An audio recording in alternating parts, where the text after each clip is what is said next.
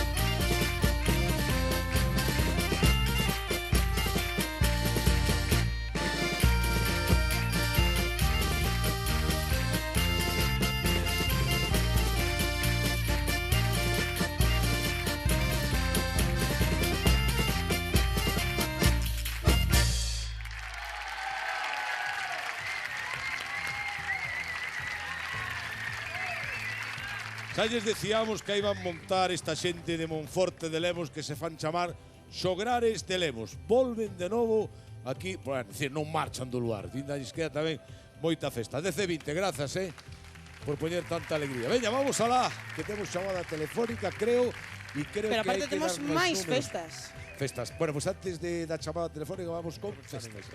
Ai, que alegría. Pues sí, dimos los 500 euros e quédanos o xabón, así que a por él. Pero que non queda isto, sí que repartimos todos a inmensa alegría e a música que nos chegan dos nosos artistas ao lugar. Dende Monforte de Lemos, Xograres de Lemos, cantándolle aos mariñeiros. Foliada mariñeira, verán que cousa linda. Para ser un mariñeiro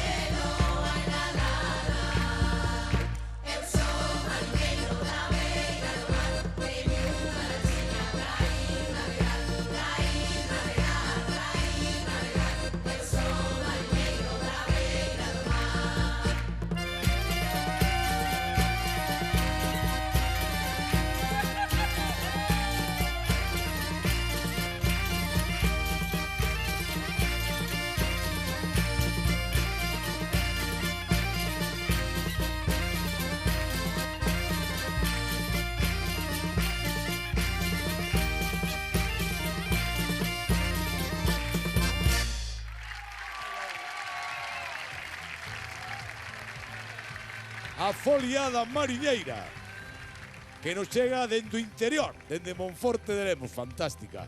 Bueno, pois un saúdo a toda a Galicia mariñeira e levadelle o noso bico, o noso abrazo a todas as xentes de Monforte de Lemos, que tanto queremos. Aplauso para lá. Xograres de Lemos, que non me digas que non son fantásticos e perfectos. Ui, mira os fantásticos que veñen por aí. Que tal?